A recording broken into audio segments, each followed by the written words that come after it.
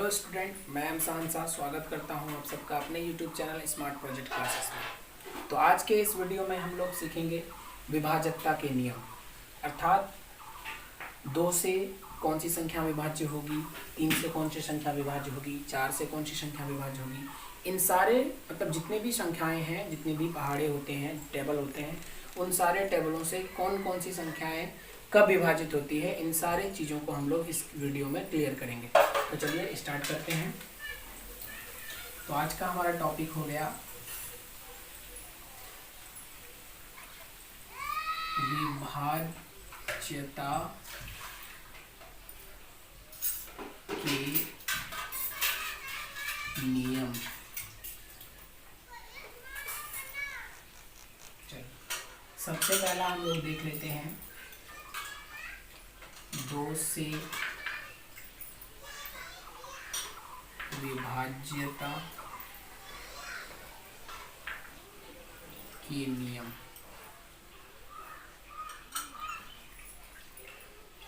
देखिए, यदि किसी संख्या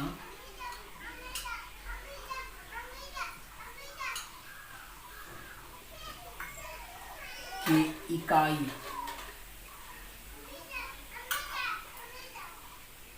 स्थान पर 0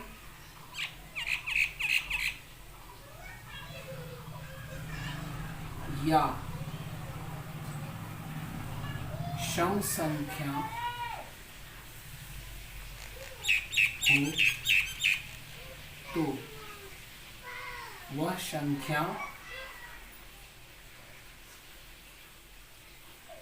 2 से पूर्णतः विभाजित होगी। जैसे 44, 54, 104, 188, 2000, 2086। देखिए, इन सभी संख्याओं के इकाई स्थान अर्थात अंतिम स्थान पर सम संख्या है। 0, 6, 8, 4, ये सारी संख्याएं सम है। तो ये सारी संख्याएं जो है वो किससे विभाज्य होगी? 2 से विभाज्य होगी। चाहे कितनी भी बड़ी संख्या हमें दी गई हो, अगर हमें देखना है कि वह 2 से विभाज्य है या नहीं है, तो बस उस संख्या के अंतिम स्थान पर यानी इकाई स्थान पर जो संख्या है उस पर हमें ध्यान देना है। अगर वो सम संख्या है तो वो 2 से पूरी विभाज्य होगी।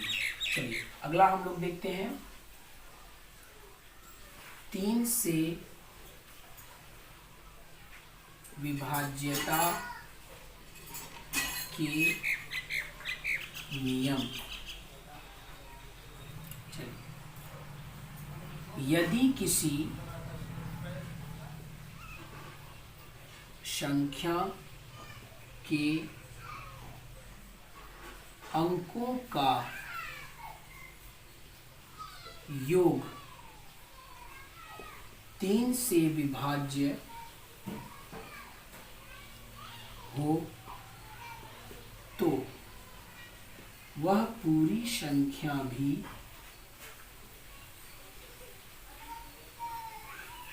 3 से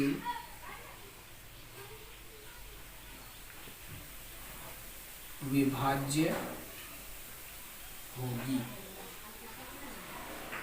जैसे 111, 15, 681,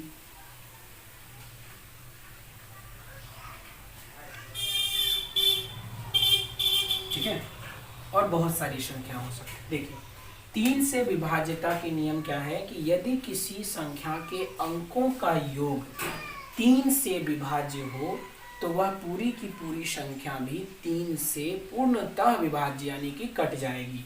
जैसे अभी हम इन सारी संख्याओं को जो उदाहरण में लिया है उन पे गौर करते हैं। यहाँ पे 111 है तो 1 1 1, अगर इन तीनों को हम लोग जोड़ देते हैं तो 3 प्राप्त होता है, और 3 जो है 3 से पूर्णतः कटता है, इसलिए ये भी कटेगा।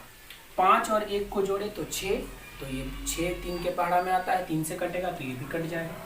इसको अगर देखें 6 8 14, 14 1 15, तो 15 भी जो है 3 के पहाड़ा से कटता है, तो इसका मतलब ये पूरी संख्या भी 3 के पहाड़ा से कट जाएगा। उसके बाद बात करें तो हम लोग 23 43 यानी कि 2343, इन सभी के अंकों को जोड़िए तो 2 3 5 5 4 9 9 3 12, तो 12 3 से विभाज्य है, इसका मतलब ये पूरी संख्या भी किससे विभाज्य होगी? 3 से विभाज्य होगी। चलिए अगला हम लोग देखते हैं तीसरा, 4 से विभाज्यता के नियम। देखिए, यदि किसी संख्या के अंतिम 2 अंक 0 हो या अंतिम 2 अंक 4 से विभाज्य हो, तो वह पूरी संख्या भी 4 से विभाज्य होगी। जैसे 100, इसके लास्ट में 2 शून्य है, कट जाएगा 4 से 25 बार में। 33 32, इसके इकाई और दहाई लास्ट के यानी अंतिम 2 अंक 32 4 से विभाज्य है, तो ये पूरी संख्या भी 4 से कटेगी। उसके बाद 5 4 3 6, ये 36 भी 4 से विभाज्य है, तो यह पूरी की पूरी संख्या भी किससे विभाज्य होगी? 4 से विभाज्य होगी। इसके अंतिम 6 और 1 16, ये भी 4 से विभाज्य है, तो ये पूरी की पूरी संख्या भी 4 से विभाज्य होगी।